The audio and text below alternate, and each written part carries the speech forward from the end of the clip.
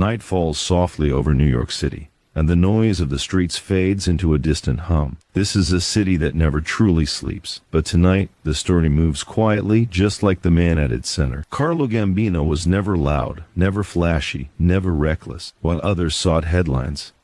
He built an empire in silence, shaping the American Mafia from the shadows with patience, discipline, and an unmatched understanding of power. Carlo Gambino was born into a world where loyalty mattered more than words, and survival depended on knowing when to speak and when to remain silent. Raised in Sicily, he grew up surrounded by traditions that valued family honor, obedience, and secrecy. These early lessons would define his entire life. Even as a young man, he understood that true power did not come from violence alone, but from restraint. While others reacted emotionally, Carlo observed.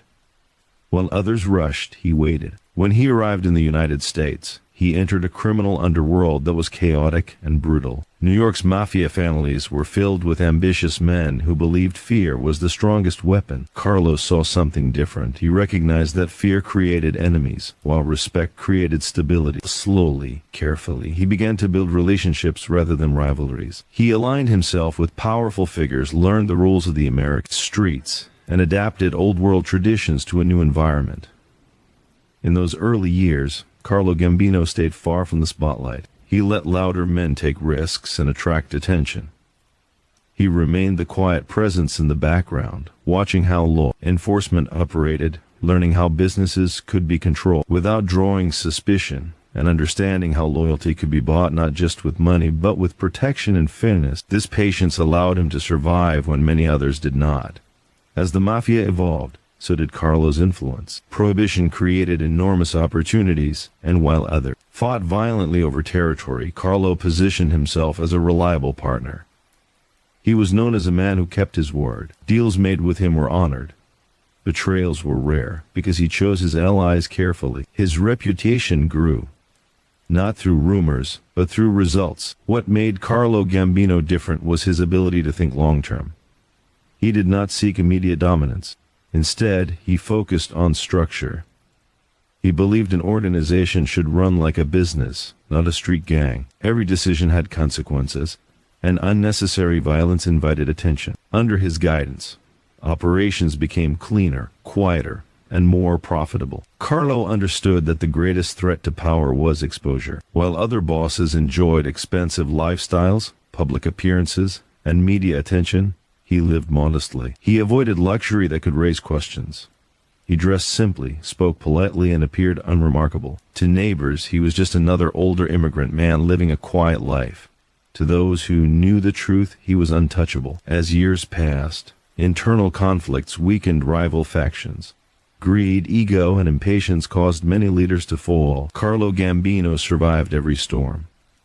He rarely raised his voice, rarely issued threats, and rarely made enemies openly. When decisions needed to be made, they were made privately and efficiently. When problems arose, they were solved quietly, often without anyone realizing a change had occurred. His leadership style attracted loyalty. Men under him felt secure. They knew reckless behavior would not be tolerated, but they also knew their families would be protected. This balance created a strong foundation. Carlo Gambino did not rule through fear alone. He ruled through trust and predictability. As law enforcement increased pressure on organized crime, Carlo adapted once again. He shifted strategies, moved operations behind legitimate businesses, and ensured that no single person knew too much. He believed secrecy was the most powerful weapon of all.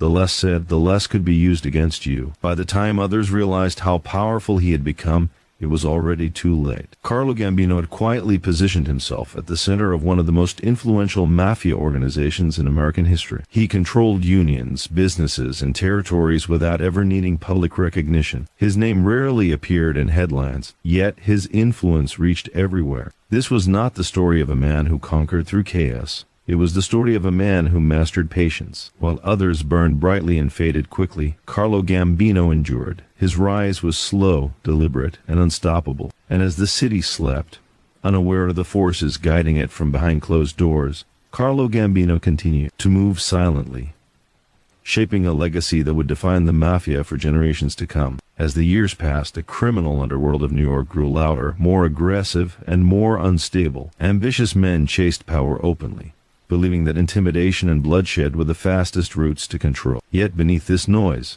a quieter fort continued to expand its reach. Carlo Gambino moved through this era like a shadow, never rushing, never panicking, and never allowing emotion to guide his decisions. By now, he had learned something critical about America's mafia system. Unlike Sicily, where authority was deeply rooted in tradition and family lineage, power in New York shifted constantly. Alliances were fragile.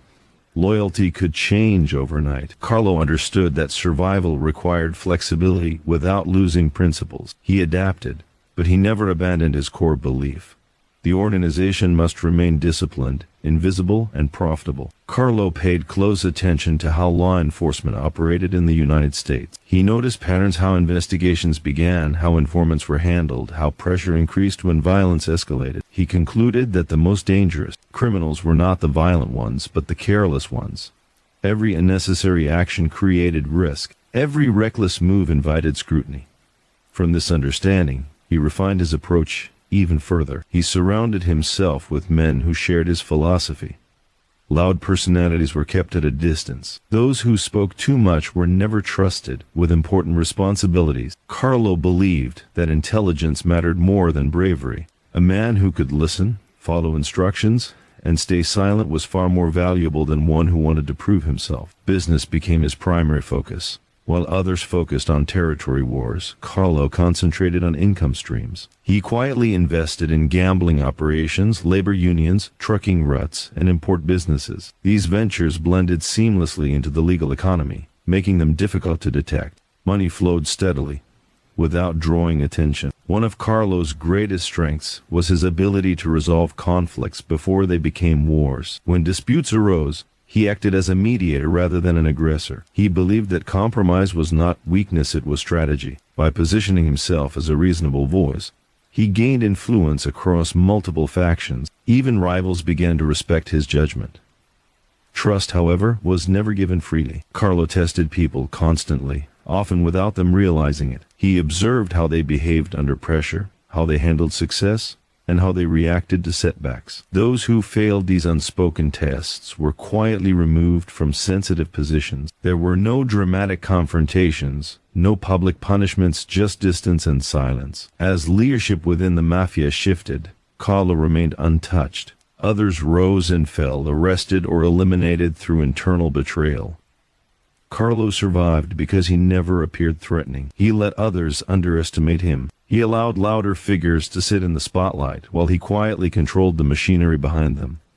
At home, his life appeared ordinary. He valued routine. Regular schedules, familiar surroundings, and minimal change gave him control. He understood that chaos outside required stability within. This balance allowed him to think clearly while others burned out under constant stress. Carlo also understood the value of patience and succession planning.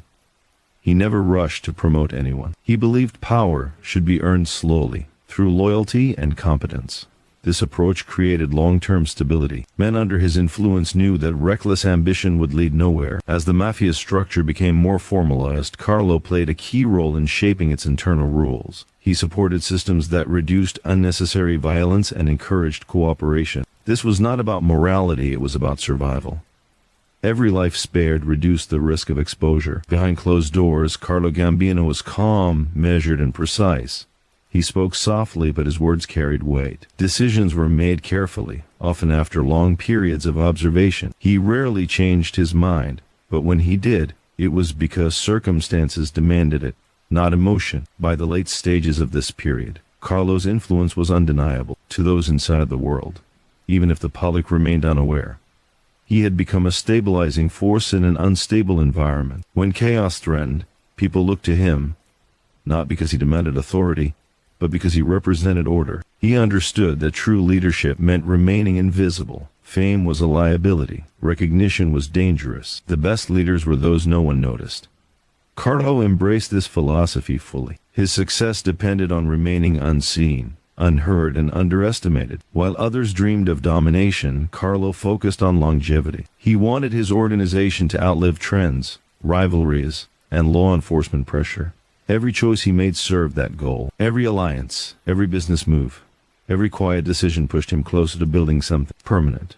As the city continued to evolve, so did Carlo's methods. He adapted without ever appearing to change. This ability to remain constant, while adjusting internally, became his greatest weapon. It allowed him to survive when so many others disappeared. And so, while New York streets echoed with conflict and ambition, Carlo Gambino continued his silent ascent. Not through fear, not through chaos, but through control, patience, and an unwavering commitment to staying in the shadows. Power does not always announce itself.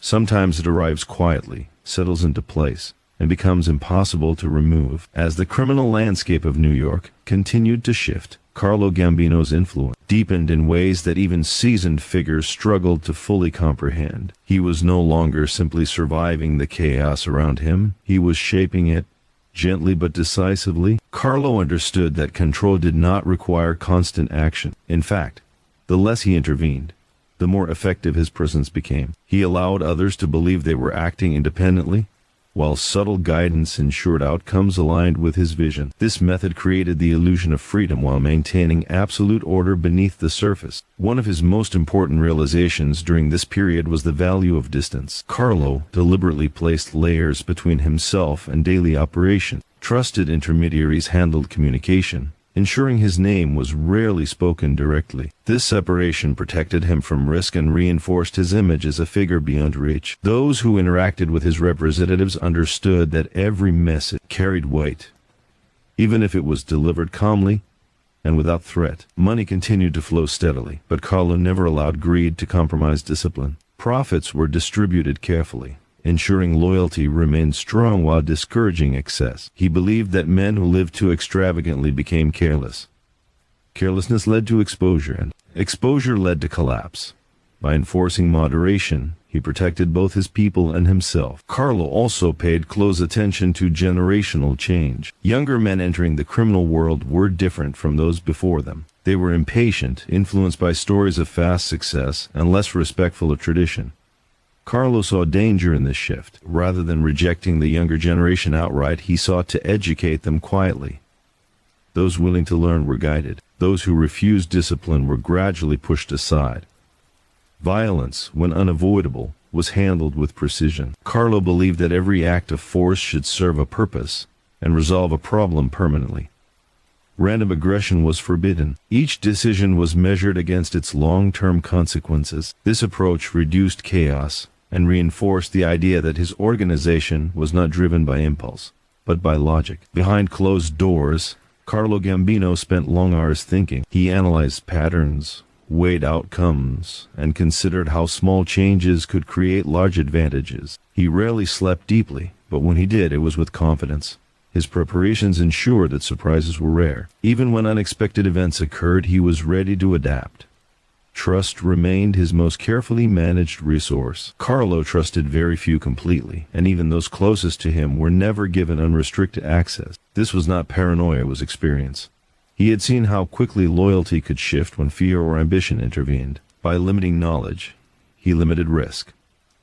As law enforcement refined its methods, Carlo refined his defenses. He encouraged legitimate fronts, diversified operations, and ensured financial trails remained clean. He understood that modern investigations relied less on witnesses and more on patterns. By breaking patterns, he avoided detection. Carlo also mastered the art of silence. Meetings were brief.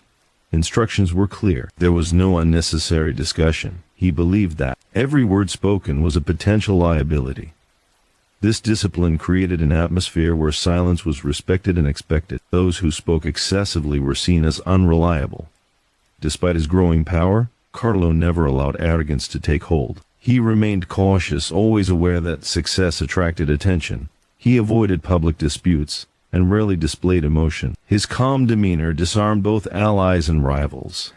It was difficult to challenge a man who never appeared threatened. As time moved forward, Carlo's name became synonymous with stability within the underworld. When disputes arose, his involvement often meant resolution. He did not impose decisions forcefully. Instead, he guided conversations toward outcomes that benefited him while appearing fair to all parties involved.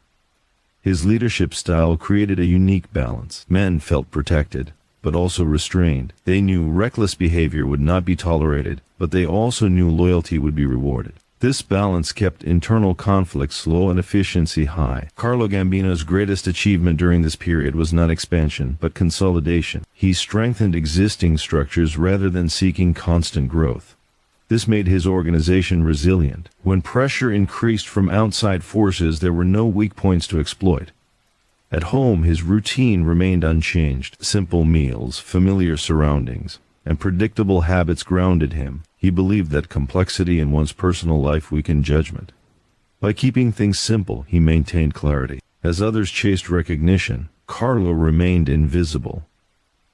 This invisibility became his shield. The more powerful he became, the less visible he allowed himself to be. It was a paradox few understood. By the end of this phase, Carlo Gambino was no longer just a participant in the Mafia world. He had become a central force, quietly influencing decisions far beyond his immediate circle. Yet to the outside world, he remained almost unknown. And as the city continued its restless rhythm, Carlo Gambino stayed exactly where he wanted to be, unseen, untouched, and in control. As the criminal world around him continued to evolve, Carlo Gambino reached a stage where his influence no longer depended on action, but on expectation. People began to anticipate his reactions before he ever spoke. This was the highest form of authority, when decisions were shaped not by commands, but by the assumption of what he would want. Carlo understood that power matured in phases. The early years were about survival. The middle years were about stability. Now, his focus shifted toward permanence. He wanted a structure that would remain intact regardless of changing faces, shifting alliances, or external pressure. To achieve this, he refined his organization with the patience of an architect rather than the aggression of a conqueror. He paid close attention to human nature. He understood that fear alone was unreliable, and loyalty purchased with money could disappear overnight. What lasted longer was predictability. Men stayed loyal when they knew exactly where they stood, when rules were clear, and when consequences were consistent. Carlo enforced discipline quietly but firmly, ensuring there was never confusion about expectations. One of his most effective strategies was allowing others to believe they were advancing. He permitted ambitious men to feel important without ever granting them true autonomy. Titles were given carefully. Responsibilities were divided in a way that prevented any single individual from gaining too much leverage. This kept internal balance intact, while satisfying personal ambition. Carlo also recognized that success created its own dangers. Comfort bred complacency, and complacency led to mistakes. To counter this, he introduced subtle pressure routine evaluations, quiet reminders, and occasional restructuring. These changes kept everyone alert without creating fear. The organization remained sharp, disciplined, and responsive. His handling of disputes during this time further solidified his reputation. When conflicts arose, Carlo rarely took sides openly. Instead, he reframed problems in terms of shared risk and long-term consequences. By shifting focus away from emotion and toward survival, he guided others toward resolution. This method preserved relationships while reinforcing his role as the ultimate stabilizing force. Carlo's understanding of timing became increasingly refined. He knew when to intervene and when to wait. Many problems resolved themselves if given enough space. Intervening too early risked unnecessary involvement. Intervening too late risked escalation. Carlo's instinct for timing was precise, developed through decades of observation. Meanwhile, external pressure continued to increase. Law enforcement agencies became more organized, more patient, and more analytical. Carlo responded not with fear, but with adaptation. He reduced visibility further, limited communication, and ensured operations blended seamlessly into everyday life. The goal was not just to avoid detection, but to appear irrelevant. Carlo believed that the most successful operations were those no one thought to question. If something appeared ordinary, it was ignored. If it appeared profitable but legal, it was accepted. This philosophy guided every decision. He avoided extremes, choosing moderation in all things. At the personal level, Carlo remained consistent. He avoided unnecessary trial, public gatherings, and social exposure. Familiar environments reduced unpredictability. He believed that control began with routine. The more predictable his surroundings, the easier it was to detect threats. Despite his quiet nature, Carlo commanded deep respect. This respect was not demanded, it was earned over time through fairness and reliability. Those who worked under him knew that promises would be kept, and mistakes would be addressed calmly, rather than emotionally. This created a culture where trust could exist without blind faith. Carlo also invested heavily in continuity. He observed potential successors carefully, not looking for charisma or aggression, but for patience and discretion. He valued men who could listen more than those who wanted to speak. In his view, the future belonged to those who understood silence. As years passed, his organization became less visible and more efficient. Operations required fewer interventions. Systems functioned smoothly. This self-sustaining structure was exactly what Carlo intended. He wanted an empire that ran quietly, without constant oversight. Yet Carlo never mistook silence for safety. He remained alert, aware that circumstances could change quickly. His preparations reflected this awareness. He ensured alternatives existed for every scenario. Nothing was left to chance. The quiet nature of his leadership also served as a form of protection. Rivals found it difficult to challenge someone who never appeared aggressive. There was no clear provocation, no obvious weakness. Attacking Carlo Gambino meant destabilizing an entire system, a risk few were willing to take. As the city changed, neighborhoods shifted, and generations turned over, Carlo remained constant. His adaptability lay not in changing who he was, but in understanding when the world around him required subtle adjustments. This balance between consistency and flexibility became his defining strength. By this stage, Carlo Gambino had achieved something rare. He no longer needed to assert authority. It existed naturally, reinforced by history, trust, and structure. His presence alone influenced behavior, and as night settled once again over the city, his world moved quietly beneath it, organized, controlled, and stable. Carlo Gambino remained exactly where he belonged, guiding everything without ever needing to be seen. By this stage of his life, Carlo Gambino no longer needed to seek control. It came to him naturally. His name carried weight, not because it was spoken loudly, but because it was spoken carefully. In rooms where decisions were made, even a pause from Carlo could change the direction of a conversation. Silence, in his world, had become more powerful than words. Carlo had reached a point where his greatest challenge was not rivals but preservation. Building power was one thing, maintaining it without erosion was another. He understood that empires rarely collapsed from external attacks alone. More often, they weakened from within through ego, impatience, and forgotten discipline. Preventing this required constant awareness. He began to focus more intensely on internal balance. Every operation was evaluated not just for profit, but for risk. Carlo believed that money earned too quickly often came with hidden costs. He favored consistency over expansion. A smaller operation that ran smoothly was preferable to a larger one that attracted attention. The people closest to him noticed subtle changes. Meetings became even shorter. Instructions were simpler, yet more precise. Carlo reduced unnecessary complexity, believing that clarity prevented mistakes. He trusted systems more than individuals, because systems did not get emotional or ambitious. One of his strongest beliefs was that leadership should never feel distant, but also never feel accessible. He maintained a careful balance, available when necessary, unreachable when not. This kept people respectful without feeling abandoned. They knew he was present even if unseen. Carlo also refined how information flowed. He discouraged gossip and speculation, understanding that rumors weakened structure. Facts mattered, opinions did not. Only those who needed information received it, and even then, only enough to complete their role. This compartmentalization protected the whole by limiting exposure. As the organization matured, Carlo noticed a dangerous trend emerging among some members: comfort. Comfort led to carelessness. Carelessness led to visibility. To counter this, he introduced subtle reminders of discipline. Not threats, not punishments, but quiet adjustments that reinforced boundaries. He also paid close attention to how people reacted to success. Some became grateful. Others became entitled. Carlo watched these reactions closely. Gratitude suggested loyalty. Entitlement suggested risk. Over time, Those who displayed entitlement found themselves gradually removed from positions of influence. Despite his growing age, Carlo's mind remained sharp. He adapted to changing circumstances without abandoning his principles. New challenges required new responses. But the foundation stayed the same. Silence, patience, and discipline remained his guiding values. Carlo's personal discipline mirrored his professional philosophy. He avoided excess in all forms.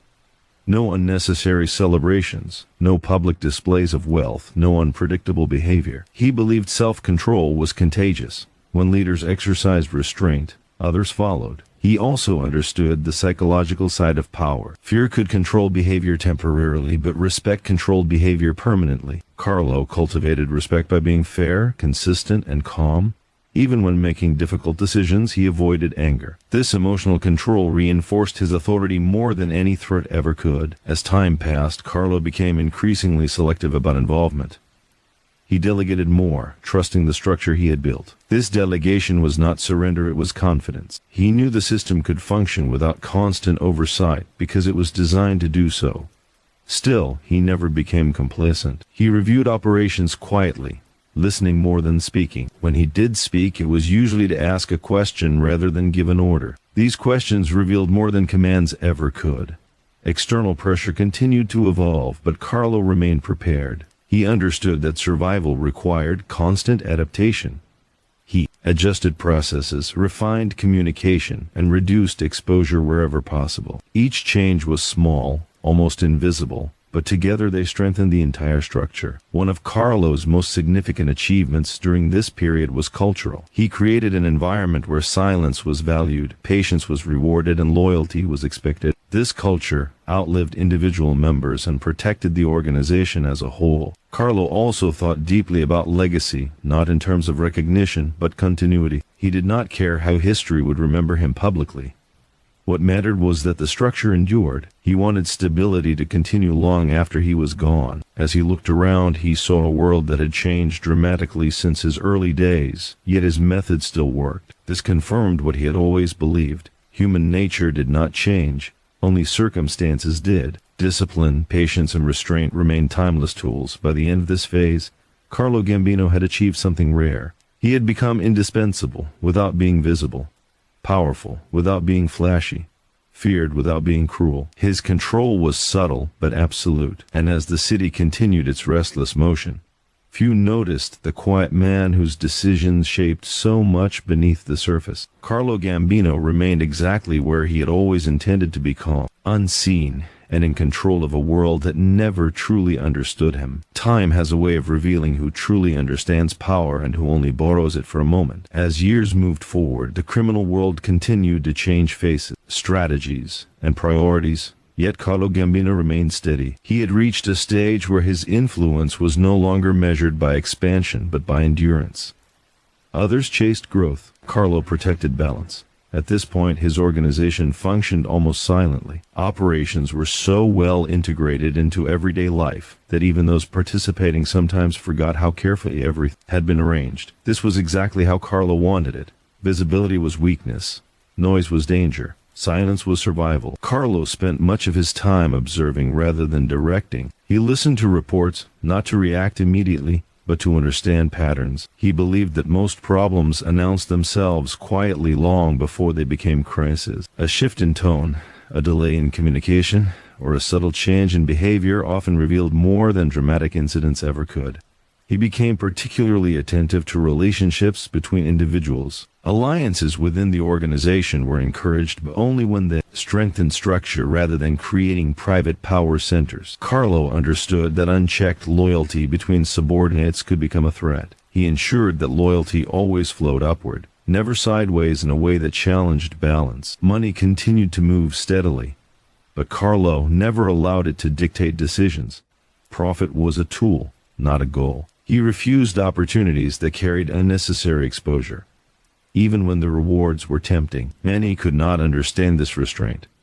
Carlo did not explain himself. He knew that wisdom often appeared foolish to those focused only on immediate gain. As his authority matured, Carlo's approach to discipline became even more refined. Punishment was rare, not because mistakes were tolerated, but because expectations were clear. When errors occurred, they were addressed calmly and privately. Public humiliation was avoided, as it bred resentment rather than correction. Carlo believed correction worked best when dignity was preserved.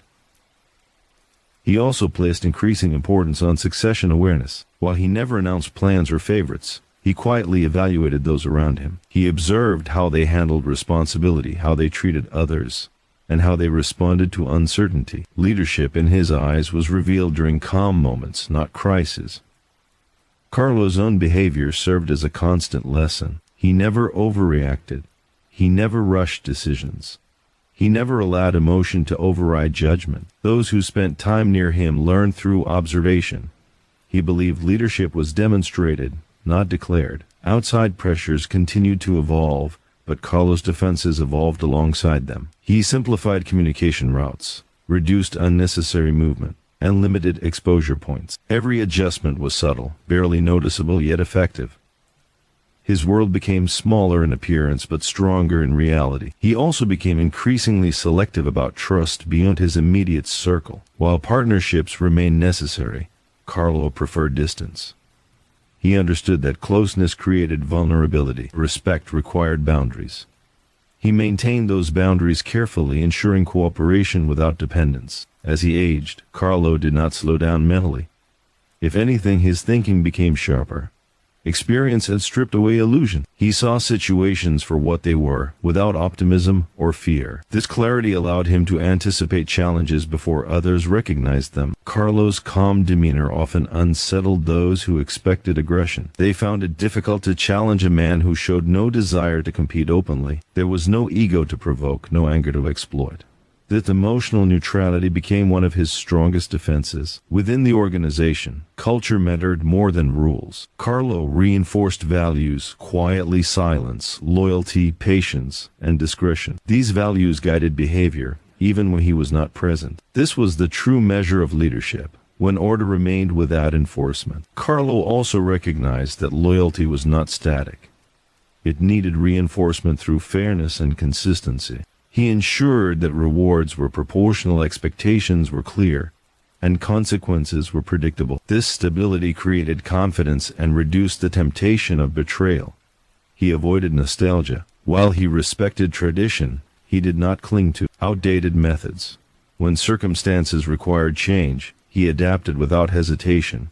His loyalty was to survival, not sentiment. As the world outside became louder and more chaotic, Carlo's internal world grew quieter and more controlled. He reduced his footprint even further, trusting the structure he had built. This trust was earned through years of careful construction. Despite his reduced visibility, Carlo's influence remained undeniable. Decisions made elsewhere often aligned with his interests without direct involvement. This indirect control was the ultimate success of his philosophy. He shaped outcomes without appearing to act. Carlo Gambino understood something few others did. Power that demands attention is fragile. Power that operates quietly endures. By this stage, he had mastered the art of quiet dominance. As night settled once again over the city, his world moved smoothly beneath the surface. There were no dramatic confrontations, no sudden shifts, only steady control. Motion guided by a man who had learned to rule without noise. And so, Carlo Gambino continued, calm and unseen, shaping a legacy built not on fear, fame, but on patience, restraint, and an unbreakable understanding of human nature. As the years accumulated, the world around Carlo Gambino grew faster, louder, and more impatient. New faces appeared with bold ideas and little understanding of consequence. Technology advanced. Communication sped up. Information traveled quicker than ever before. Yet Carlo remained anchored to a principle he had learned early in life. Speed was not strength. Control was. He watched carefully as impatience became the most common weakness of powerful men. Decisions were rushed. Reactions were emotional. Mistakes multiplied. Carlo recognized this shift as both a threat and an opportunity. While others accelerated, he slowed down even further. This contrast made him harder to predict and nearly impossible to trap. Carlo believed the confusion favored those who stayed calm. When situations became unclear, most people revealed themselves. They spoke too much, acted too quickly, or showed fear. Carlo did none of these things. He allowed uncertainty to linger, using it as a tool to observe behavior. Those moments taught him more about people than years of loyalty ever could. Within his organization, he noticed generational differences becoming more pronounced. Younger men were eager to prove themselves, often confusing visibility with success. Carlo understood the danger of this mindset. He responded not with lectures, but with structure. He placed younger members in roles that required discipline rather than exposure. Those who adapted stayed. Those who resisted quietly disappeared from influence. Carlo also refined how ambition was managed. He believed ambition itself was not a flaw, it was misdirected ambition that caused damage. By channeling ambition into responsibility rather than authority, he kept the balance intact. Men were encouraged to perform well, not to seek power openly. Recognition came quietly, often in the form of trust rather than titles. As external scrutiny increased, Carlo adjusted once again. He reduced unnecessary contact, limited movement, and tightened communication protocols. Every step was calculated. He understood that attention often followed patterns. By breaking patterns, he reduced risk. He also became more selective about timing. Some opportunities were intentionally delayed or ignored. Carlo knew that not every opening needed to be taken. Sometimes, allowing others to move first revealed hidden risks. Patience gave him clarity. While others rushed forward, he waited and watched. Emotion never guided his decisions. Even in moments of pressure, his demeanor remained steady. This emotional consistency reassured those around him. Panic was contagious, but so was calm. Carlo ensured that calm defined his leadership. His handling of internal disagreements further demonstrated his philosophy. He avoided direct confrontation whenever possible. Instead, he reframed disagreements as logistical problems rather than personal conflicts. This removed emotion from the equation and allowed rational solutions to emerge. Carlo also paid close attention to silence. He noticed who spoke when not required and who remained quiet even when tempted. Silence, to him, was evidence of discipline. Those who valued silence were often the most reliable. As his world grew increasingly complex, Carlo simplified his involvement. He trusted systems he had refined over decades. This trust allowed him to step back without losing control. Delegation became a sign of confidence rather than weakness. He also became more aware of his own limitation. Age did not frighten him, but he respected it. He conserved energy, avoided unnecessary stress, and focused on decisions that truly mattered.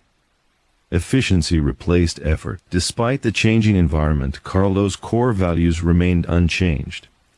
Loyalty was still the foundation. Discretion was still mandatory. Patience was still rewarded. These values acted as anchors in an unstable world. Others attempted to imitate his style, but few succeeded. Many misunderstood his silence as passivity. They failed to see the calculation behind every pause. Carlo did not react because he did not need to. He had already anticipated most outcomes. As time passed, his influence became less visible but more deeply embedded. Outcomes aligned with his interests, even when he was not directly involved. This indirect control was the result of decades of careful positioning. Carlo understood that the most effective leaders eventually disappear from view. Their work becomes part of the structure itself. This was the stage he had reached. His presence was felt without being seen. While others worried about reputation, Carlo focused on continuity. He did not care how history would judge him publicly. What mattered was that the system remained stable and intact. As night settled over the city once again, Carlo Gambino remained in quiet command. The world around him continued to change, but his influence endured steady, silent, and unshaken. By now, the machinery Carlo Gambino had designed moved with such quiet precision that even those inside it sometimes forgot who had built it. This was not an accident. It was the outcome of years spent refining distance, encouraging discipline, and shaping behavior without ever appearing to command it. Power had settled into place, not as a force that pushed, but as a gravity that pulled everything into alignment. Carlo's days were calm, structured, and intentionally uneventful. He believed that excitement was the enemy of longevity. The fewer surprises, the fewer mistakes. He began each day with routine, not because he lacked imagination, but because routine created clarity. In clarity, he found control. The criminal world outside continued to generate noise. New alliances formed and collapsed. Ambitious figures chased rapid influence, mistaking visibility for security.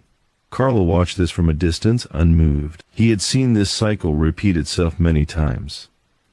The names changed, but the outcomes rarely did. What truly distinguished Carlo at this stage was his understanding of restraint. He resisted the temptation to intervene simply because he could. Authority did not need constant demonstration. In fact, the less he acted, the more meaningful his actions became when he finally chose to make them. He had learned that uncertainty was a powerful tool. When people did not know his position on a matter, they acted cautiously. They revealed their intentions through hesitation. Carlo listened carefully during these moments. Silence spoke louder than declarations ever could. Inside his organization, communication had become streamlined to its most essential form. There were no long explanations, no emotional appeals. Instructions were clear and limited. Each person knew their role and understood the boundaries. This clarity reduced friction and eliminated confusion. Carlo also paid close attention to how stress affected behavior. Pressure revealed character. Some became reckless, others became disciplined. Carlo quietly adjusted responsibilities based on these reactions. Those who handled pressure well were trusted with more. Those who faltered were gently moved aside without confrontation. Age had given Carlo a rare advantage: perspective. He no longer felt urgency. Time worked for him, not against him. He understood that patience was not passive, it was strategic. Waiting often produced better outcomes than acting. He also refined his approach to alliances. Relationships were maintained with respect but never dependency. Carlo believed that reliance created vulnerability. Cooperation was encouraged, but independence was preserved. This balance protected him from being pulled into unnecessary conflicts. As pressure from outside forces continued to rise, Carlo responded by simplifying even further. Complexity attracted attention. Simplicity blended in. He reduced layers where possible, relying on trust and structure rather than excessive oversight. The organization became leaner, quieter, and more resilient. Carlo's personal conduct remained unchanged. He avoided public exposure, unnecessary trail, and unpredictable environments. Familiarity reduced risk. Predictability allowed him to sense when something was out of place. This awareness was one of his most effective defenses. Despite his reserved nature, Carlo remained deeply attentive to human behavior. He noticed subtle changes in tone, posture, and timing.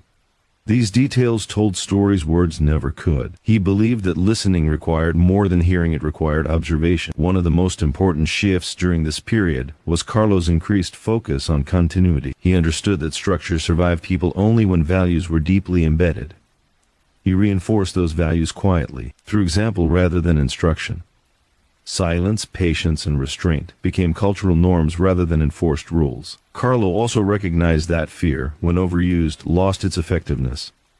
He preferred quiet certainty. People behaved better when they knew consequences were inevitable, rather than dramatic. This predictability created stability and reduced the need for enforcement. He never confused calm with weakness. Calm was his shield. It prevented others from reading his intentions and protected him from emotional manipulation. Those who tried to provoke him found nothing to push against as years passed. Carlo's presence became less about leadership and more about assurance. Knowing he was there brought confidence. His absence from daily operations did not weaken control, it strengthened it by proving the system worked on its own. He often reflected on the nature of power. True power, he believed, did not demand recognition. It functioned quietly, shaping outcomes without announcing itself. This belief guided every decision he made. Carlo avoided nostalgia. While he respected the past, he did not live in it. He understood that clinging to old methods without adaptation was dangerous. Change was inevitable. Survival depended on recognizing when to adjust. The organization he built reflected this philosophy. It evolved slowly, without dramatic shifts.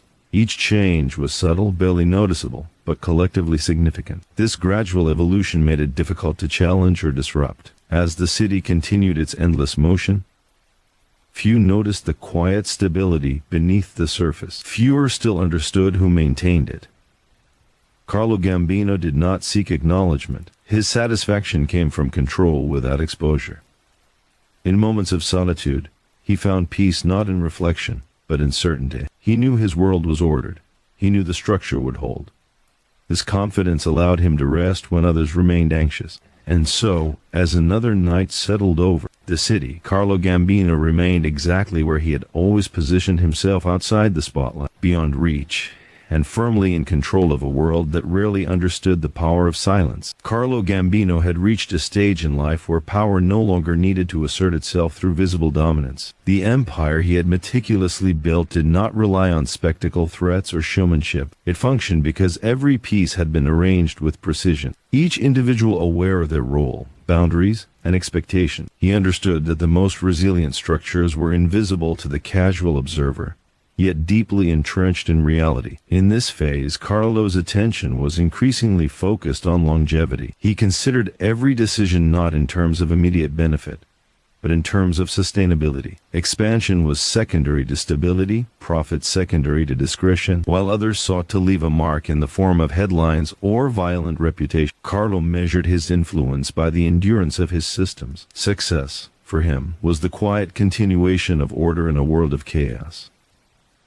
He began to refine his strategies regarding influence. Carlo's presence no longer needed to be felt through directives. It was established through expectation. Decisions made by others were subtly guided by the frameworks he had designed. Members internalized his philosophy, often without consciously recognizing it.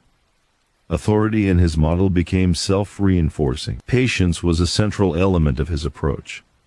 While rival figures reacted impulsively to threats or opportunities, Carlo waited. He understood that haste created vulnerability. Observing rather than acting allowed him to anticipate challenges and assess outcomes. Each delay was strategic. Each measured pause a tool to observe human nature in its unguarded form. Internal dynamics were closely monitored. Loyalty, in Carlo's philosophy, was not merely compliance, it was understanding and alignment with the system he had cultivated. Those who displayed ambition without discernment were not punished publicly, they were gradually redirected, subtly reassigned to areas where they posed minimal risk. This method preserved dignity while maintaining control. Money, while important, was never the primary tool of power. Carlo had long understood that financial gain alone could not guarantee loyalty or security. Profit was leveraged strategically. It rewarded reliability, reinforced allegiance, and ensured the continued operation of key ventures. Extravagance, on the other hand, was avoided because it drew attention and encouraged recklessness. Carlo's interaction with outsiders was equally deliberate. He understood the subtleties of perception. Appearances could be misleading, and exposure was dangerous. He maintained minimal visibility, cultivating a reputation of calm neutrality. To casual observers, he appeared as an ordinary figure, even unremarkable. Yet those within the system recognized his authority and acted accordingly. The contrast between perception and reality was central to his approach. Discipline was reinforced quietly but consistently. Mistakes were corrected without spectacle. Instructions were given succinctly and adhered to by the expectation they had cultivated over years. This minimized error and ensured that the organization operated like a well-oiled machine. Carlo viewed discipline not as punishment, but as assurance that the structure remained intact. He also considered generational changes within the organization. Younger members brought new energy, but also new risks. Impatience, boldness, and a desire for visibility could destabilize careful planning. Carlo managed this by assigning responsibility in ways that tested judgment, rewarded restraint, and encouraged discretion. Those who adapted became assets. Those who resisted quietly faded from influence. Carlo's understanding of human behavior was precise. He knew that stress revealed true character. He observed reactions during moments of tension, noting who remained composed and who allowed emotion to dictate action. This allowed him to allocate responsibility intelligently. Reliability became the most prized quality, more than ambition or courage. External threats were handled with the same quiet precision. Law enforcement pressure, rival factions, and market fluctuations were anticipated, mitigated, and neutralized without drama. Carlo's philosophy was that visible action invited danger, invisible preparation prevented it. Every contingency had been anticipated, every potential leak contained. The organization moved like a shadow, everywhere and nowhere at the same time. Even in solitude, Carlo remained attentive. Observation did not end, because he was not actively directing operations. Patterns of communication, behavior, and response continue to inform his decisions. Insight, he believed, was born of attention and patience, not force. As the years advanced, Carlo also became increasingly aware of legacy. He did not seek fame. He did not desire headlines. He measured legacy by the endurance of principles, the stability of structures, and the continued success of the system he had cultivated. History could remember him quietly or not at all. What mattered was that his work endured. Carlo's methods were often misinterpreted by outsiders. Silence was mistaken for weakness. Patience was mistaken for indecision. Calm was mistaken for passivity. In truth, these qualities were the foundations of his strength. They allowed him to see beyond immediate events and make decisions that ensured long-term dominance. By this stage, Carlo Gambino had created something few others achieved, a system that maintained itself. Authority was embedded in culture, expectation, and procedure. Leadership had become invisible because it was internalized by those around him. Power was no longer a matter of orders. It was a matter of alignment. And as another night descended over New York City, Carlo Gambino remained exactly where he had always positioned himself, calm, unseen, and unwavering, guiding a world that rarely noticed the hand controlling its rhythm. By the time Carlo Gambino reached the later stages of his leadership, the world had shifted considerably, but his approach had not. He had learned that true influence required more than authority. It required subtlety, foresight, and the ability to shape outcomes without intervention. The Mafia world continued to attract bold men, loud personalities, and aggressive competitors, yet Carlo's quiet dominance remained unchallenged. His power was not built on noise. It was built on precision, patience, and strategic restraint. Carlo understood the fragility of human behavior. Loyalty was often fickle, ambition often reckless, and fear often temporary. To ensure stability, he embedded expectation into the very structure of the organization. Every man, from the newest recruit to the most senior lieutenant, understood boundaries and consequences without constant reminders. This invisible framework allowed Carlo to maintain control without appearing overbearing. He continued to observe human nature with extraordinary acuity. Conversations, tone, hesitation, and timing were all clues to true intentions. Carlo knew that what people did not say often revealed more than what they spoke aloud. He listened, watched, and waited, using subtle patterns of behavior to guide his decisions. Patience had become his most powerful tool, allowing him to anticipate crises before they emerged. Financial stability was always a priority. Carlo maintained profitable operations, but never allowed greed to dominate strategy. Income was managed carefully, reinvested quietly, and distributed in ways that reinforced loyalty without creating entitlement. Extravagance was avoided because it invited attention. Discipline extended not just to behavior but also to how wealth was handled. Carlo's approach to succession remained deliberate and understated. He evaluated younger members constantly, not for charisma or visibility, but for discretion, reliability, and patience. He understood that leadership was revealed in calm moments rather than under pressure. Those who could manage routine responsibilities without seeking recognition were trusted with increasing responsibility. Those who sought immediate glory were quietly sidelined. The culture he cultivated within the organization was subtle but powerful. Silence, discretion, and measured action were expected, not enforced. Men internalized these values, which ensured that the organization operated efficiently even without Carlo's direct involvement. Authority became embedded in behavior, and the system functioned autonomously. Carlo's management of conflict was particularly notable. Disputes were reframed as logistical problems rather than personal rivalries. Emotion was minimized, rationality maximized. This approach prevented escalation and reinforced the principle that loyalty and discipline were valued over ego. Problems were solved efficiently, quietly, and permanently.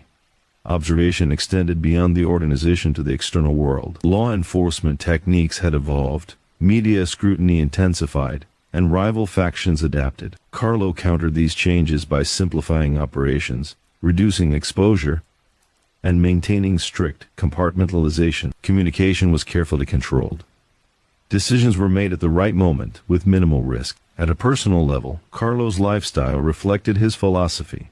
He avoided extravagance, public exposure, and unnecessary change. Familiar routines maintained clarity and reduced the potential for mistakes. Even minor disruptions were noted, assessed, and corrected quietly. His self-discipline reinforced organizational discipline, demonstrating leadership through example rather than command. Emotional neutrality was another cornerstone of his authority. He never overreacted. He never displayed anger or fear. Calm became his hallmark. Those around him adjusted their behavior to match his equilibrium, which created an atmosphere of order and predictability. Carlo's calmness was both a shield and a tool. By now, Carlo's influence was so entrenched that outcomes across the organization often aligned with his philosophy without direct instruction. This indirect control was a testament to the systems he had created. Authority was not enforced, it was internalized. The organization operated like a living entity, guided by principles rather than oversight. Even in moments of reflection, Carlo remained focused on continuity rather than recognition. He measured legacy not by fame or headlines, but by whether the structures he had built would endure. History could judge him however it chose. His priority was ensuring the stability and survival of the system he had meticulously designed. Carlo understood that visibility was dangerous and silence was powerful. Public exposure invited scrutiny, media attention, and potential betrayal. By remaining discreet, he reduced risk while ensuring influence remained unchallenged. His strength lay in invisibility, a quality few in the criminal world truly appreciated. Despite decades of power, Carlo Gambino continued to value learning and observation. Each interaction, each negotiation, and each decision was a lesson in human behavior and organizational dynamics. He never assumed that past success guaranteed future stability. Vigilance was constant, and adaptability was key.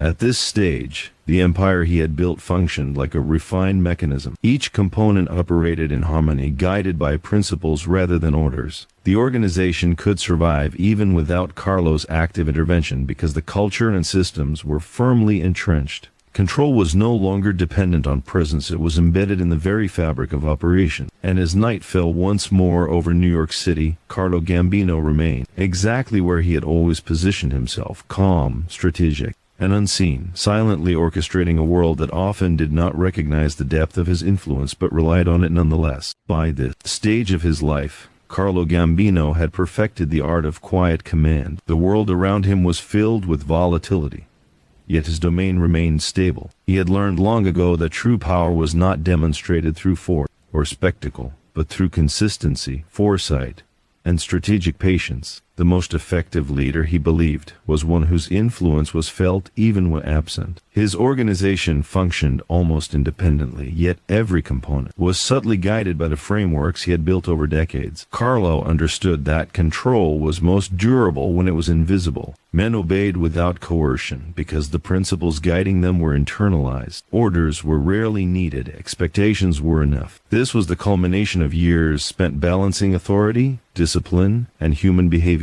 Carlo's observation skills had sharpened with time. He noticed minor deviations in tone, body language, and communication, understanding that small indicators often revealed critical insights. Subtle hesitation could signify doubt. Overconfidence could signal vulnerability, and silence could indicate awareness or fear. In every interaction, Carlo gathered information, often without speaking a single word. Financially, the organization was both stable and discreet. Carlo avoided ventures that drew unnecessary attention, favoring those that ensured consistent, quiet income. He reinvested earnings strategically, creating layers of legitimate and illegitimate enterprises that blended seamlessly into everyday commerce. Wealth was a tool, not a goal, and its careful management reinforced loyalty and operational integrity. Generational change within the organization demanded delicate management. Younger men were ambitious, impatient, and often prone to seeking visibility over discretion. Carlo guided them through responsibility rather than authority, placing them in roles where patience and reliability were more valuable than brash decisions.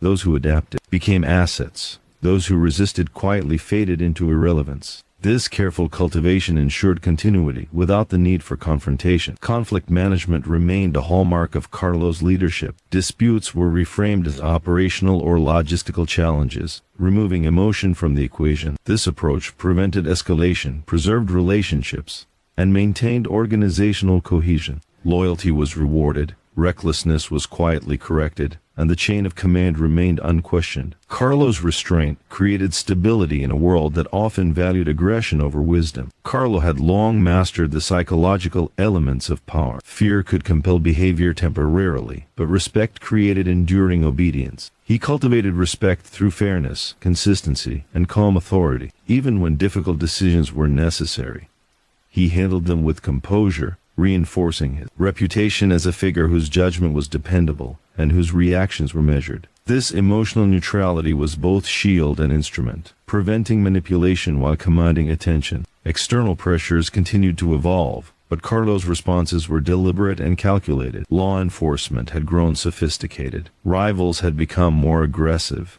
and the media more invasive. He countered these challenges by further simplifying operations, reducing unnecessary exposure, and compartmentalizing communication. By breaking predictable patterns, he minimized risk and maintained operational security. Personal discipline mirrored his professional philosophy. Carlo lived simply, avoided public spectacle, and maintained routines that provided stability and clarity. Predictable environments allowed him to detect anomalies, assess threats, and make informed decisions. His self-discipline reinforced organizational discipline, creating a culture in which order was expected and chaos discouraged. Carlo also understood the subtle power of absence. By allowing the organization to operate with minimal intervention, he reinforced the internalization of principles and practices. Members learned to act in accordance with established frameworks rather than awaiting orders. Authority became ingrained, culture-driven, and self-reinforcing. This approach ensured that even in Carlo's absence, the organization functioned efficiently and securely. Reflection on legacy had become increasingly important to him. Carlo Gambino did not seek fame or public recognition. He measured success by continuity. His focus was ensuring that the structures he had created would endure long after he was gone. Reputation mattered less than stability, and influence mattered more than visibility. History might or might not remember his name, but his work would persist in the systems, procedures, and culture he had established. He recognized that visibility could be a liability. Public exposure invited scrutiny, speculation, and risk. By maintaining discretion, Carlo shielded both himself and the organization. His quiet approach ensured that attention remained minimal while influence remained maximal. This balance between invisibility and authority was a central element of his enduring success. Carlo Gambino had long prioritized adaptability. While his principles were constant, his methods evolved in response to changing circumstances. Technology, law enforcement practices, generational shifts, and economic conditions all required adjustments. Carlo's brilliance lay in his ability to modify tactics while preserving core values. This adaptability reinforced the resilience of the organization and the durability of his authority. Even in solitude, Carlo remained vigilant. Observation was continuous, and insight was gained from even minor developments. Patterns were noted, anomalies investigated, and adjustments made subtly. This constant awareness allowed him to anticipate problems before they emerged and to act with precision when intervention became necessary. The organization operated as a living system, guided not by overt command, but by principles, expectation, and internalized discipline. Carlo's influence was pervasive yet invisible. Leadership was measured not by control imposed, but by behavior that aligned naturally with established structures. The system had achieved self-sufficiency, yet remained firmly under his indirect guidance. And so, as night once again enveloped the city, Carlo Gambino continued his quiet dominion. Calm, disciplined, and observant, he remained at the center of a network few understood, guiding a world whose rhythm moved in accordance with the principles he had patiently instilled. Power, in its purest form, had become invisible, yet it was absolute. By this point in his life, Carlo Gambino had become the embodiment of quiet authority. He had spent decades constructing a network of influence that functioned with almost invisible efficiency. While others sought notoriety, he sought stability. While they sought immediate gains, he sought sustainability. And while the world moved in fits of chaos and ambition, Carlo moved deliberately, almost imperceptibly, yet with absolute effect. His reputation, though understated, was one of the most potent forces in organized crime. Few dared to challenge him, and even fewer truly understood the depth of his control. Carlo's leadership had evolved into something almost intangible. Authority was no longer demonstrated through orders or visible power plays, it was felt in the careful, strategic arrangements of people, decisions, and processes. He had cultivated a system that operated largely autonomously, guided by internalized discipline, reinforced expectations, and a culture of obedience that required no overt enforcement. Men within his organization acted predictably not because they feared him, but because they understood the principles he had instilled: patience, restraint, discretion, and loyalty. Observation remained Carlo's most essential tool. He could read behavior and intention with precision, noticing shifts in tone, hesitations in speech, and subtle changes in posture. These small signals often revealed far more than bold declarations or visible gestures. Carlo had long learned that the quietest men often revealed the most about themselves, and he applied this understanding relentlessly. Decisions were informed by patterns he discerned over time, rather than fleeting impressions or impulses. Financial operations were managed with the same meticulous care that characterized his leadership. Wealth was neither flaunted nor hoarded recklessly. It flowed through carefully structured channels, invested strategically, and distributed with purpose. Carlo knew that money could create loyalty, but excess often bred carelessness. He ensured that the organization's income served its strategic goals, reinforced discipline, and rewarded reliability. Extravagance was avoided, for it attracted attention and weakened focus. Generational transition had become an increasingly important concern. Younger men entered the organization with energy and ambition, but also with impatience and a desire for visibility. Carlo managed these elements with precision.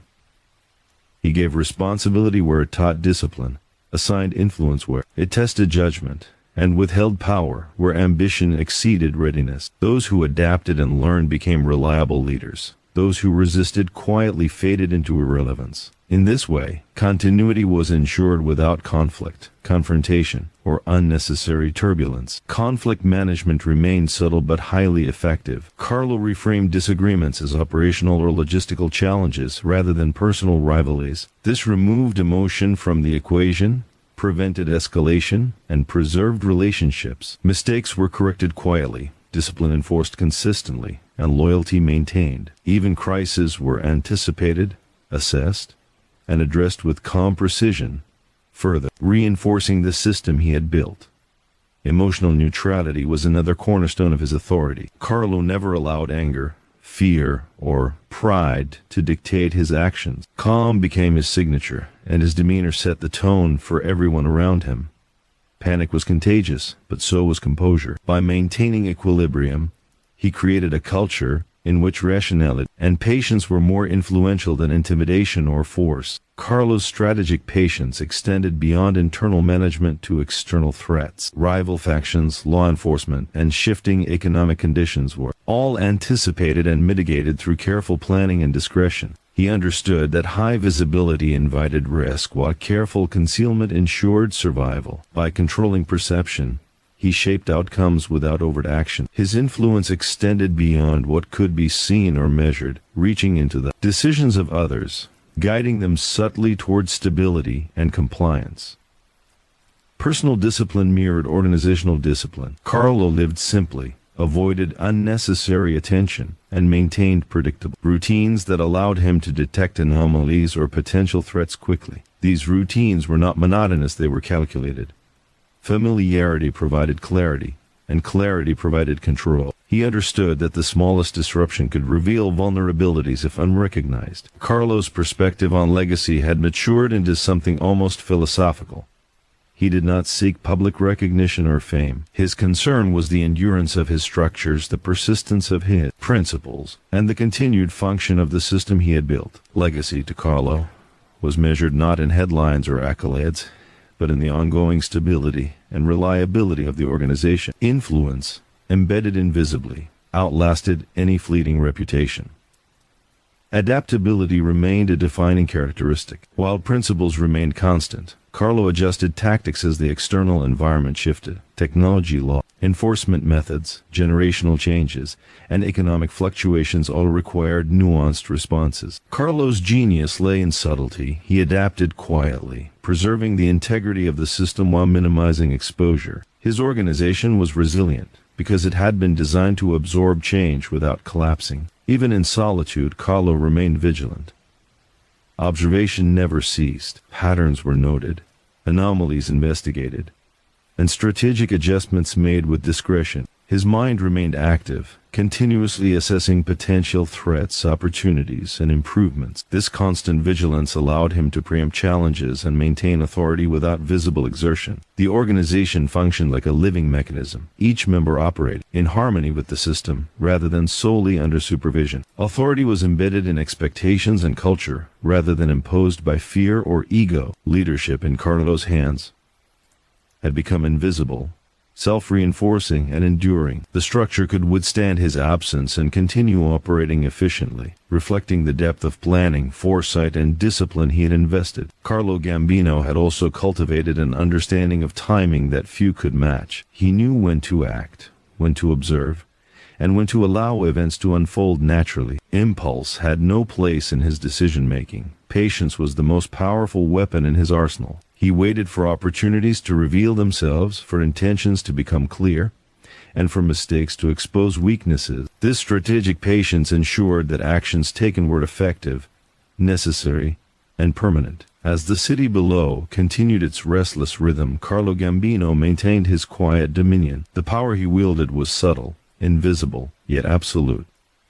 Men and systems moved in alignment with principles he had instilled decades before, guided by expectation and culture rather than force. The world often did not recognize his influence, but it moved according to it, quietly and inexorably. And as night fell once more over New York, Carlo Gambino remained exactly where he had always positioned himself: calm, vigilant, unseen, and in complete control of a world that rarely noticed the depth of the order he had cultivated. By the time Carlo Gambino reached this stage in life, his influence had become both invisible and indispensable. Years of careful cultivation, patience, and foresight had produced an organization that operated almost autonomously, yet its very existence depended on the principles he had embedded into its culture. Carlo understood that the truest form of power was not visible, it was structural, psychological, and enduring. Authority was less about what was demanded than what was internalized. He observed constantly, a quiet sentinel in a world of noise. Subtle cues, minor inconsistencies, and small deviations in behavior were more informative than grand gestures or loud claims. Carlo had learned that the quietest moments often revealed the greatest truths. Hesitation indicated doubt, overconfidence signaled vulnerability, and silence reflected awareness. While watching and listening, he could anticipate problems, prevent disruptions, and maintain control without ever acting overtly. Financial operations remained steady, deliberate, and discreet. Carlo Gambino avoided ventures that drew attention, favoring steady, sustainable income streams. Money was a tool for stability, loyalty, and influence, not a means of ostentation. He reinvested carefully, ensuring operations were profitable yet invisible, strategic yet unobtrusive. Extravagance invited scrutiny, and scrutiny invited risk. Thus, every financial move was measured and controlled. Carlo's management of internal dynamics was equally precise. Younger members of the organization often arrived with energy and ambition, but ambition without discipline threatened stability. He guided them through responsibility rather than authority, assigning roles that tested judgment, reinforced patience, and encouraged discretion. Those who adapted became pillars of continuity. Those who resisted faded quietly into irrelevance. In this way, the organization maintained cohesion across generations without confrontation or upheaval. Conflict resolution was a cornerstone of Carlo's leadership. Disputes were reframed as logistical or operational problems rather than personal rivalries. Emotional reactions were minimized and rational solutions were emphasized. Mistakes were corrected with subtlety, loyalty reinforced, and relationships preserved. This approach allowed the organization to function smoothly and predictably. Even when tension arose, ensuring the long-term stability Carlo valued above all else. Emotional neutrality defined Carlo's public and private demeanor. He never reacted impulsively, never displayed anger or fear, and never allowed pride to dictate his decisions. His calmness was both a shield and a tool, creating a culture in which composure and rationality were rewarded and panic or rashness discouraged. By modeling restraint, Carlo influenced behavior without speaking a word, shaping the organization through example. External pressures continued to evolve. Law enforcement techniques became more sophisticated, rival factions more daring, and economic conditions more unpredictable. Carlo countered these threats with simplification, compartmentalization, and careful timing. He understood that predictability was dangerous and that concealment created strength. Every communication, every transaction, every movement was carefully orchestrated to minimize exposure while maximizing control. Personal discipline mirrored professional strategy. Carlo lived modestly, avoided unnecessary attention, and maintained routines that enhanced clarity and stability. Familiarity allowed him to detect anomalies, anticipate threats, and make precise adjustments. His life was intentionally structured, each action deliberate, each habit reinforcing the principles he demanded from those around him. Carlo's concept of legacy had matured into a philosophical understanding of influence. He did not seek fame, accolades, or historical recognition. He measured success by continuity, resilience, and the endurance of the structures he had meticulously crafted. His satisfaction came not from the public's acknowledgement but from the ongoing function of his organization, guided quietly by his principles. Adaptability was central to his survival, while core principles remained constant. Discipline, patience, loyalty, and discretion methods evolved in response to shifting circumstances. Technological advances, generational changes, and law enforcement strategies required nuanced responses. Carlo adapted silently, preserving stability while minimizing risk. This flexibility ensured the organization's resilience and the preservation of his authority. Observation remained an unbroken habit. Even in solitude, Carlo noticed patterns, assessed anomalies, and planned adjustments. His awareness was continuous, allowing him to preempt crises and make decisions with precision. Vigilance was not reactive, it was proactive, and it defined the enduring strength of his leadership. The organization itself had become self-sustaining. Members acted according to ingrained principles rather than constant supervision. Authority was embedded in culture, expectation, and behavior. Carlo's indirect control was profound, so subtle that those outside the organization often failed to recognize it, yet it guided daily operations and long-term strategy with absolute effect. His system functioned like a living entity, responsive, disciplined, and unbreakable. Carlo's understanding of timing had become legendary within the organization. He knew when to intervene, when to observe, and when to allow natural processes to play out. Impulse had no place in his decision-making. Strategic patience was his most powerful instrument. Opportunities were assessed, intentions anticipated, and mistakes observed before action was required. The precision of timing reinforced stability and minimized risk. As night enveloped the city once more, Carlo Gambino remained the quiet anchor in a world of constant motion. The organization moved seamlessly beneath the surface, guided by principles that required neither spectacle nor force. Authority was invisible, yet absolute. Stability was maintained, loyalty secured, and influence quietly exerted. In a world defined by unpredictability, Carlo's calm, disciplined, and strategic presence ensured continuity, control, and enduring dominance. By the time Carlo Gambino had reached the later stages of his life, his power had become both absolute and invisible. Decades of meticulous planning, careful observation, and disciplined execution had produced an organization that functioned almost autonomously. Authority was embedded in the system, in the culture, and in the habits of those within it. Carlo understood that the true measure of influence was not in visibility or fear, but in the seamless execution of operations, the consistency of loyalty, and the durability of control. He continued to observe constantly. Every conversation, every hesitation, every tone of voice was information. Even silence spoke volumes. Carlo had learned that human behavior revealed itself in subtle ways, through gestures, pauses, and deviations from established patterns. By watching, listening, and waiting, he could anticipate decisions, understand intentions, and detect potential disruptions long before they became problems. Financial stability remained a central focus. Carlo avoided flashy ventures that drew attention or created risk. Instead, he relied on quiet, sustainable streams of income. Funds were reinvested carefully, distributed with strategic purpose, and maintained with discretion. He understood that wealth could secure loyalty, but it could also breed recklessness if handled poorly. Organization's finances were managed with precision, reinforcing both operational stability and organizational cohesion. Managing generational dynamics was an ongoing challenge. Younger members were ambitious, eager, and often impatient. Carlo guided them not with force but through responsibility, expectation, and subtle redirection. Those who demonstrated patience, discipline, and discretion were gradually entrusted with greater responsibilities. Those who lacked these qualities were quietly marginalized. In this way, continuity and stability were preserved without confrontation or disruption. Carlo's approach to conflict was methodical. Disagreements were reframed as logistical problems rather than personal disputes. Emotion was minimized, rationality emphasized, and resolution achieved quietly. Mistakes were corrected subtly, and loyalty was reinforced consistently. By removing drama from decision-making, Carlo ensured that the organization remained cohesive and resilient, even in the face of internal tension.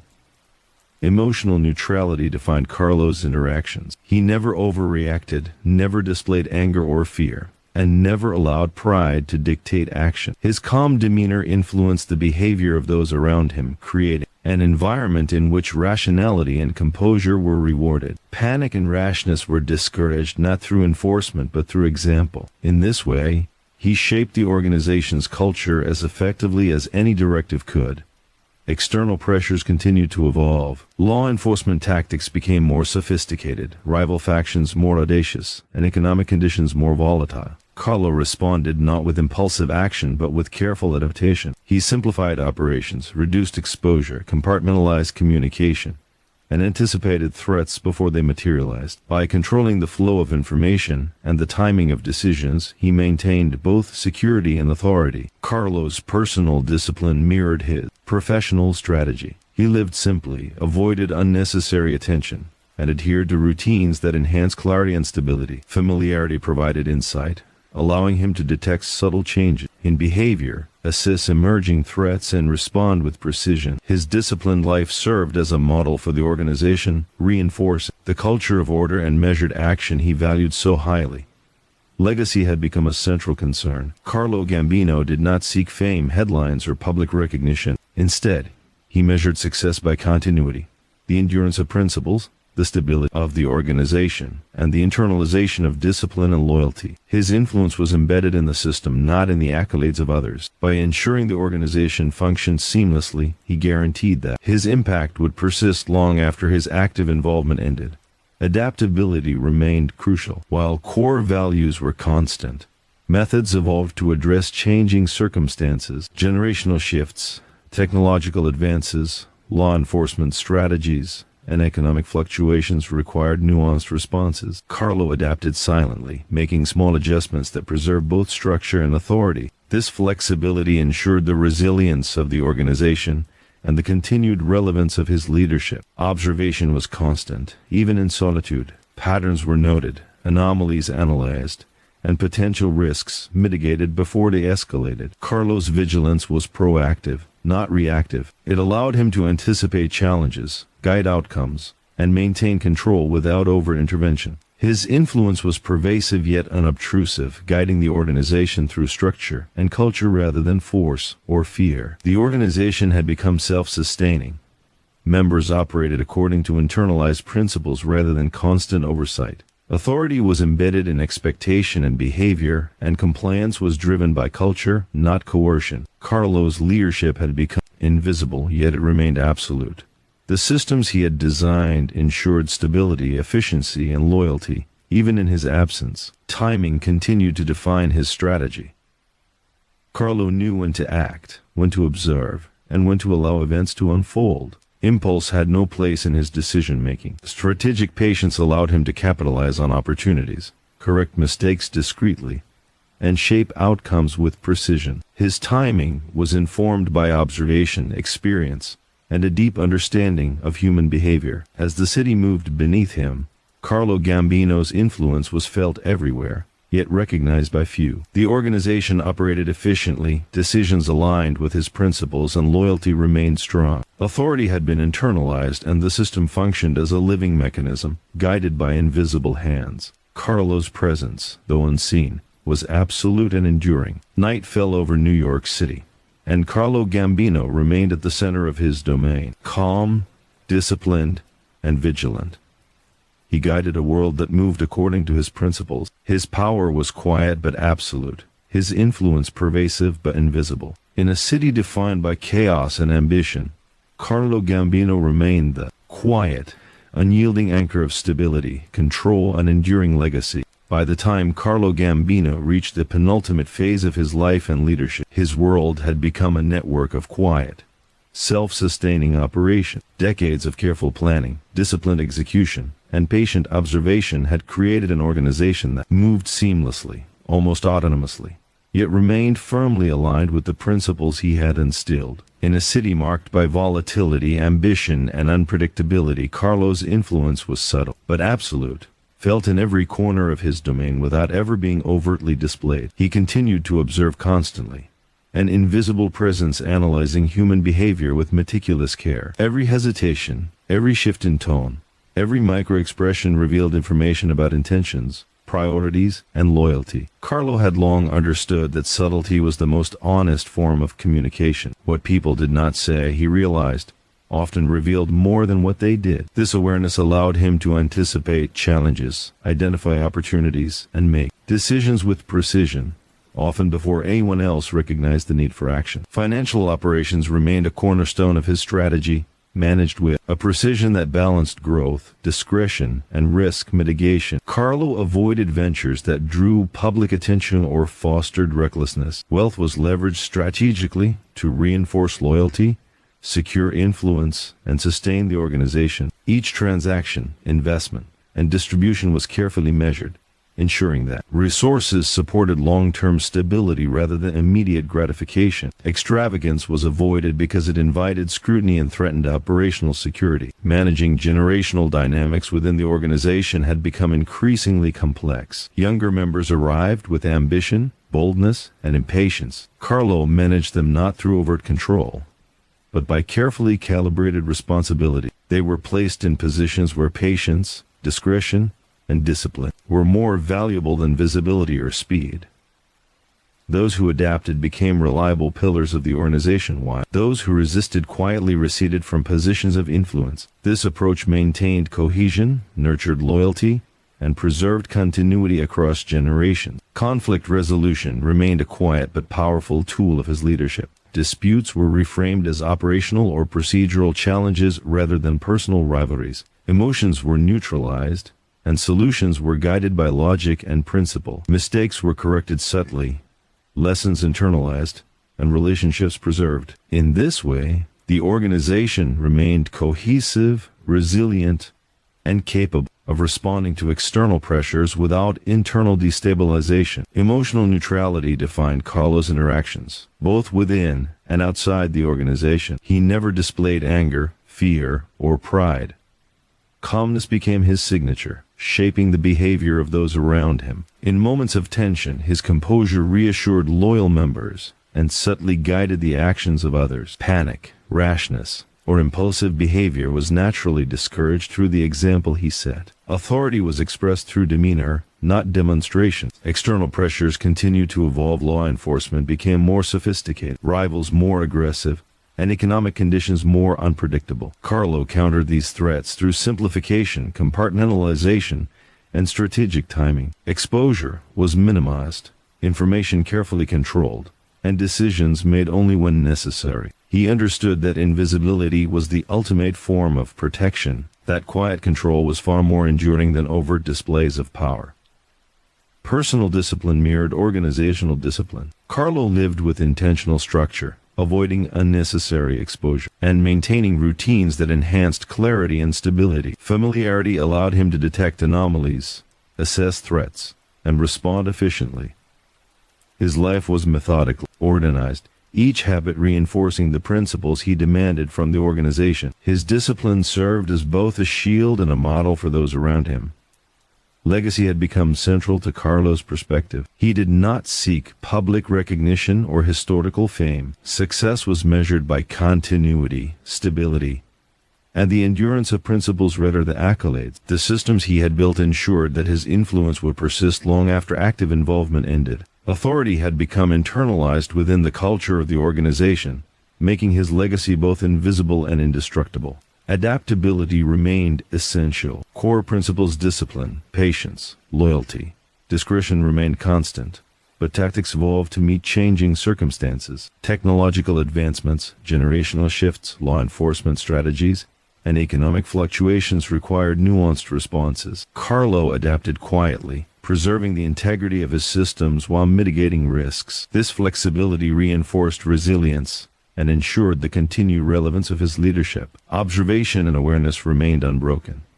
Even in moments of solitude, Carlo noted patterns, anomalies, and potential risks. Vigilance allowed him to anticipate challenges, guide outcomes, and maintain control without direct intervention. Influence was subtle, pervasive, and absolute, shaping behavior and decisions without the need for visible command. The organization functioned as a living system, guided by principle, embedded in culture and practice rather than constant supervision. The organization itself was a reflection of Carlo's philosophy. Members acted according to ingrained principles rather than directives. Authority was embedded in culture, expectation, and behavior, creating a self-sustaining system. Carlo's leadership had become invisible yet absolute. Decisions aligned with long-term strategy, loyalty was quietly reinforced, and operations continued seamlessly. The organization was both robust and flexible, capable of responding to challenges while remaining firmly under his indirect control. Timing remained one of Carlo's most effective tools. He knew precisely when to act, when to observe, and when to allow events to unfold naturally. Impulse played no part in his decisions. Strategic patience allowed him to capitalize on opportunities, prevent crises, and shape outcomes with precision. By controlling the rhythm of action, he minimized risk and maximized efficiency, reinforcing the stability and continuity he valued above all else. As night descended over New York City, Carlo Gambino remained at the center of a world that few fully understood: calm, disciplined, and vigilant. He guided an organization that moved like a living mechanism, invisible yet perfectly aligned with his principles. Influence was pervasive, authority absolute, and stability unshakable. In a city defined by chaos, ambition, and unpredictability, Carlo Gambino's quiet presence ensured that order prevailed, loyalty endured, and the empire he had built continued to thrive. Carlo Gambino's life had become a study in quiet mastery, a demonstration of how power could be wielded not through visibility, noise, or aggression, but through foresight, patience, and absolute control over the systems one creates. By the time he reached this stage of his leadership, he had transcended the ordinary measures of authority. His empire was not just a network of individuals and operations. It was a living, self-sustaining organism, guided by invisible principles, internalized loyalty, and the subtle alignment of human behavior. He observed the city from a distance, yet his influence was everywhere. Every decision made, every operation executed, every transaction processed, moved in rhythm with the structure he had meticulously crafted. The organization had achieved autonomy, yet its autonomous movement was shaped, guided, and corrected by Carlo's quiet hand. Authority had become invisible, almost imperceptible, yet was absolute. No single act of force was required to maintain control because the culture and systems themselves demanded compliance, loyalty, and discipline. Decades of experience had honed Carlo's understanding of human nature to an extraordinary degree. He recognized that emotion, when untempered, could be destructive. Impulse could unravel decades of planning. Overconfidence could lead to fatal mistakes. Fear was temporary, loyalty fragile, and ambition unpredictable. Carlo's brilliance lay in his ability to anticipate these tendencies, to guide behavior subtly, and to reinforce principles that ensured the organization remained stable, resilient, and efficient. Financially, Carlo continued to operate with careful discretion. Profit was never a measure of personal gain, but a means of reinforcing control and ensuring stability. Investments were strategic, income streams diversified and hidden beneath layers of legitimate business, creating resilience while avoiding unnecessary scrutiny. Wealth served as a tool, but never as a spectacle. Extravagance was the enemy of discretion, and visibility was the enemy of longevity. Carlo had learned this lesson early and never forgot it. Managing generational transitions was one of his most delicate responsibilities. Younger men were ambitious, restless, and eager to leave their mark. Carlo guided them through responsibility and principle rather than overt authority. He placed them in positions that tested judgment, enforced patience, and rewarded discretion. Those who aligned with his philosophy became trusted leaders. Those who sought shortcuts or immediate recognition quietly lost influence. Continuity, he understood, was achieved through subtle mentorship rather than confrontation. Conflict was treated as a natural element of human interaction, not as a threat to authority. Disagreements were reframed as logistical or operational challenges, emotion minimized, and resolution achieved through careful intervention. Mistakes were corrected discreetly, lessons internalized, and relationships preserved. By maintaining this calm and calculated approach, Carlo ensured cohesion and prevented unnecessary destabilization within his organization. Every conflict, no matter how minor, reinforced the culture of order and discipline he had cultivated over decades. Emotional neutrality remained central to Carlo's leadership. He did not display anger, fear, or pride, and he never allowed these emotions to influence decisions. Calmness became both shield and tool. In tense moments, his composure provided guidance, set expectations, and influenced behavior without overt commands. Panic or impulsiveness was discouraged, not by punishment, but by example. Authority was felt in demeanor, in the alignment of behavior, and in the internalization of principle rather than in forceful displays. External pressures continued to change. Law enforcement strategies became more sophisticated, rival factions more daring, and economic landscapes more volatile. Carlo responded not with reactionary force, but with quiet, deliberate adjustment. Operations were simplified, exposure minimized, communication compartmentalized, and timing carefully controlled. Invisibility was his strongest defense, and quiet influence his most effective weapon. By shaping perception and action without visibility, he neutralized threats before they could become crises. Personal discipline mirrored organizational discipline. Carlo lived simply, maintained predictable routines, and avoided unnecessary attention. Familiarity provided insight. Consistency enabled awareness of anomalies, threats, or opportunities. His habits reinforced the culture he had created, measured, disciplined, and constant. Each day, each action, each interaction was a reinforcement of the principles that sustained his organization and his legacy. Legacy itself was Carlo's ultimate concern. He sought no fame, recognition, or historical acclaim. Success was measured in continuity, resilience, and the enduring alignment of behavior with principle. The systems he had created ensured that influence would persist long after active leadership ended. Authority was embedded in culture, internalized in practice, and resilient to disruption. Legacy was invisible, yet it was absolute.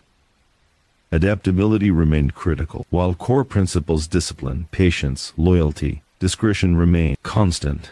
Methods evolved to meet the demands of a changing world. Technological advancements, generational shifts, and social changes required nuanced responses. Carlo adapted silently, adjusting operations without disturbing the structure or drawing attention. Flexibility ensured both survival and continued dominance, proving that strength lay not in visibility, but in resilience and foresight. Observation and awareness were perpetual. Patterns were noted, behaviors analyzed, and potential risks mitigated before they materialized. Vigilance allowed Carlo to anticipate problems, guide outcomes, and maintain control without overt intervention. Influence was pervasive, subtle, and absolute, guiding decisions and behavior without direct enforcement. The organization functioned as a living system, self-regulating, efficient, and aligned with the principles he had instilled. Timing remained one of Carlo's greatest tools. He knew when to act, when to observe, and when to allow natural processes to unfold. Impulse had no place in his calculation. Strategic patience allowed him to exploit opportunities, correct mistakes discreetly, and shape outcomes with precision. Decisions were measured, deliberate, and consequential, ensuring that the organization remained stable, resilient, and prosperous. As New York City moved beneath him, Carlo Gambino's quiet influence was omnipresent, yet invisible. The organization operated efficiently, loyalty endured, and authority was internalized in every level of the structure. The systems he had created functioned flawlessly, guided by principles, observation, and discipline. He was the unseen hand directing outcomes, the silent architect of stability, and the unwavering anchor of power. Night fell across the city, but Carlo Gambino's vigilance never wavered. Calm, disciplined, and observant, he remained the quiet center of a world that rarely recognized his influence but relied on it completely. Authority, in his hands, was invisible yet absolute, subtle yet unbreakable. The organization, the city, and the network of human behavior he had guided all moved in quiet alignment with his principles. Carlo Gambino, the quiet don of the Mafia, had perfected the art of enduring influence, ensuring that, even as the world changed, the empire he built would continue resilient, silent, and absolute. As the years quietly folded into one another, the world around Carlo Gambino continued to change, yet the rhythm of his life remained steady, deliberate, and controlled. Time had softened nothing about his awareness. If anything, it sharpened it. He had learned that survival was not about speed, strength, or spectacle, but about stillness, patience, and the ability to let others exhaust themselves while you remained composed. The city never truly slept. Its lights flickered through the night, illuminating streets that had seen ambition rise and collapse countless times before. From the outside, it appeared restless, unpredictable, alive with chaos. But Carlo understood that beneath that noise was order, and order shaped quietly by those who understood timing, discipline, and restraint. He had become one of those unseen forces, shaping outcomes without ever needing to announce his presence. His life had never been about dominance through fear. Fear faded too quickly. It burned hot, then disappeared, leaving behind resentment and instability. Carlo believed in something far more enduring: respect rooted in predictability. People trusted consistency. They followed systems that worked. They aligned themselves with leaders who never acted out of impulse. In that consistency, he built something stronger than fear. He built inevitability. The organization moved now as if guided by instinct. Decisions were made with caution. Actions were measured. Reactions were delayed just long enough to reveal the truth behind situations. Carlo no longer needed to intervene directly. The principles he had embedded into the culture did the work for him. Loyalty was no longer enforced. It was expected. Discipline was no longer taught. It was assumed.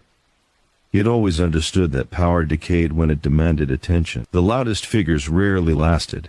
The quiet ones endured. Carlo had watched countless men rise fast, burn bright, and disappear just as quickly. They chased recognition, mistaking visibility for control. He had chosen the opposite path, and time had rewarded him for it. Even in moments of solitude, his mind remained alert, not anxious, not restless, simply aware. Awareness had become second nature. Patterns revealed themselves effortlessly. Shifts in behavior, subtle changes in tone, hesitation where there was once confidence, all of it registered without effort. Carlo no longer analyzed consciously. He sensed. And sensing, he trusted more than words. Money continued to flow, but it was never the point. Wealth was a tool, nothing more. It was used to stabilize, to reinforce loyalty, to ensure continuity. It was never displayed, never flaunted. Carlo knew that excess attracted danger. Quiet prosperity ensured longevity. Those under his influence learned this lesson quickly because they saw the results. Younger generations came and went, each bringing new energy, new ideas, and new impatience. Carlo did not resist change, he filtered it. Useful ideas were absorbed. Reckless ambition was redirected. Those who understood patience rose naturally. Those who demanded immediate recognition found themselves stalled, then slowly forgotten. The system corrected itself without confrontation. Conflict still emerged from time to time. It always would. Human nature made it unavoidable, but conflict never escalated, it never spiraled, it was contained, reframed, and resolved with minimal disruption. Carlo believed that unresolved tension poisoned organizations, but overreaction destroyed them. Balance was everything. His emotional control never wavered. He had long ago mastered the art of silence. Silence confused rivals, calmed allies, and revealed truths others tried to hide. When he did speak, his words carried weight. Not because they were loud or threatening, but because they were rare and deliberate. Every sentence mattered. Every pause meant something. The outside world continued to shift. Pressure mounted from unseen directions. Systems grew more complex. Risks multiplied. But Carlo adapted without urgency. He simplified where others complicated. He reduced exposure while others expanded recklessly. He allowed others to make mistakes first, then adjusted accordingly. Survival was never about being first, it was about being last. His daily life remained intentionally modest. Predictability was not weakness, it was camouflage. Routine allowed clarity. Familiar surroundings highlighted abnormalities. Nothing escaped his notice because nothing disrupted his rhythm. His discipline extended beyond strategy. It was personal, habitual, absolute. Legacy was no longer something he thought about in grand terms. He understood that true legacy was quiet. It lived in systems that continued to function, in people who acted according to principle, without needing reminders, in structures that survived transitions without collapsing. He had built something that no longer needed him to exist, and that was the ultimate success. Authority had transformed into something intangible. It lived in expectation, not enforcement, in alignment, not fear, in culture, not commands. Even those who never met Carlo directly felt his influence. They adjusted their behavior without knowing why. They paused before acting. They chose restraint over impulse. That was his mark. Time slowed in the later years, but clarity did not fade. If anything, it deepened. Carlo saw the world as a series of interconnected movements rather than isolated events. Nothing happened alone. Everything echoed. Decisions rippled outward, touching lives and outcomes far beyond their origin. He had learned to move carefully within that web. Night after night, the city continued its endless motion. Cars passed, lights glowed, voices echoed through narrow streets. And beneath it all, the system endured, quiet, stable, controlled. Carlo did not need to watch every moment anymore. The structure held. He understood that eventually every presence becomes memory. But memory could be fragile, distorted, exaggerated. What mattered was not how he would be remembered, but whether what he built would continue. And it would, because it was never dependent on personality alone. It was grounded in principle. As time pressed forward, Carlo Gambino remained what he had always been, calm, deliberate, unseen. A man who understood that the strongest forces in the world were often invisible. Gravity, time, influence. He had mastered all three. The city breathed. The organization functioned. The world moved on, and somewhere within that motion the quiet architecture of his life continued to shape outcomes without ever announcing itself. That was the true meaning of power. Not noise, not fear, not spectacle, but endurance.